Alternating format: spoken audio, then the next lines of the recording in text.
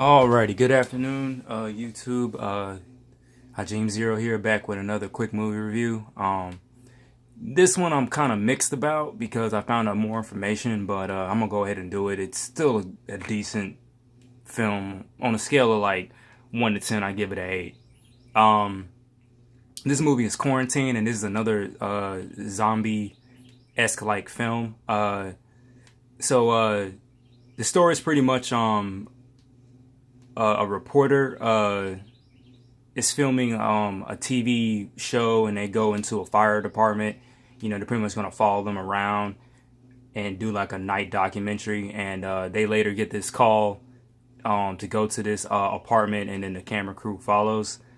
So bit by bit, with the mysterious call, there's an outbreak that goes on. It's pretty much super rabies. And if you watch my other review, what was it, of Wreck, it's pretty much the same film shot by shot. It's just that the difference is that, as a spoiler with the movie Wreck, if you see the sequel, they made into a demonic possession versus this one, which is, super rabies. And they of course, I give them credit for going more realistic. And even if you see the sequel to this movie, it veers both paths of both films. So like I said, this one, that's why I was kind of queasy about it, because I saw the second movie, and in the second movie they pretty much just did their own material and it was done decently. So it gave a good in depth that it was a cult behind the whole thing. And it was pretty much their own stuff. They just used this as a catalyst, because I didn't hear about the movie Wreck until I saw this. I had looked it up on IMDb, and then that's when I discovered they had a Spanish version, and the Spanish version came out first. And both versions, of course, you can fool somebody by showing them this, and they would say it's pretty decent. But when they see the Spanish version, it looks more realistic, like, versus this, where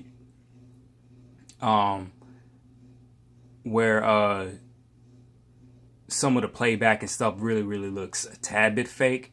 But Wreck literally looks like they had took the camera and they went in here, and these infected people really did exist, and they're in the apartments. So the real fear it is that they're actually trapped. The government won't let them out.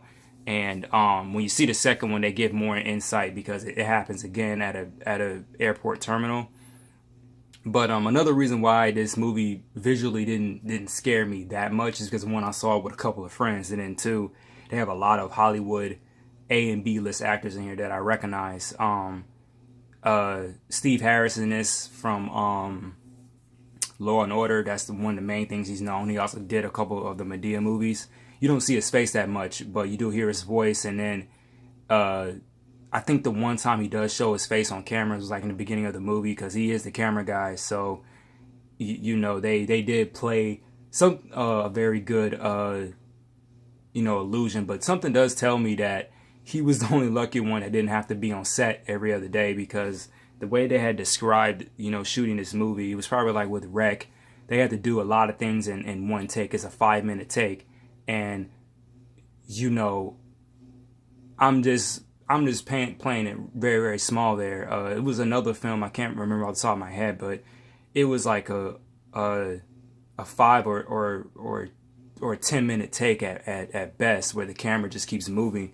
And that's brilliant, but it's also exhausting. And just thinking about it could be a nightmare.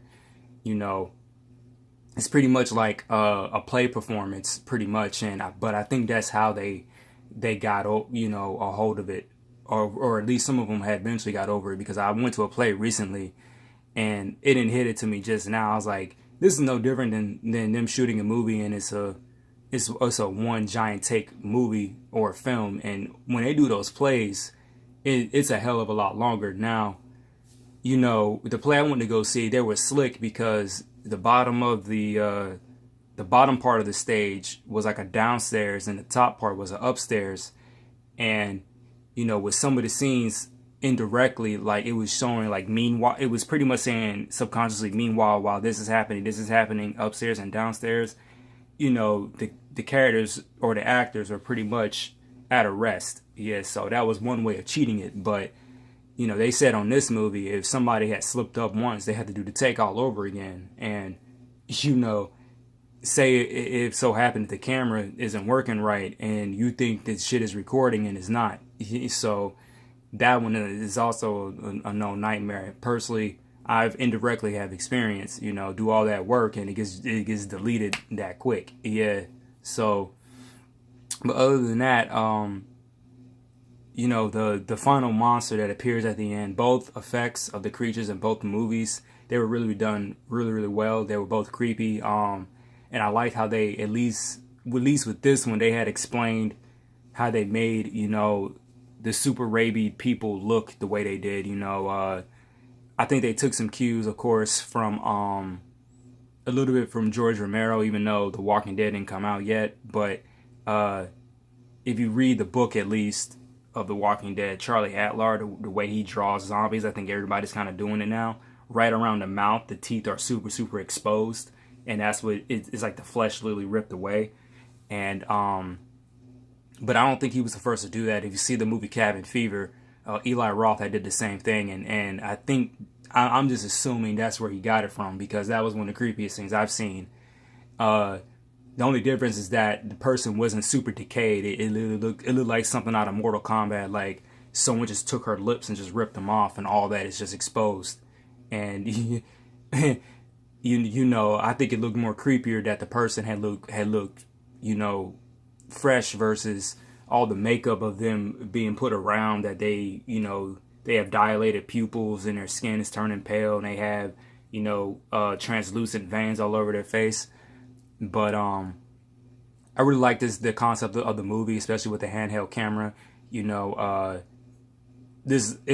That style was also being used a lot. I think this movie came out around the same time that Cloverfield had came out, and that was really the rising star again of handheld films. Of course, the Blair Witch Project will always be the king of that, and I think there was another movie before that, but with the Blair Witch, the marketing was very good, and the same thing with Cloverfield. That's why, they have a good cult following.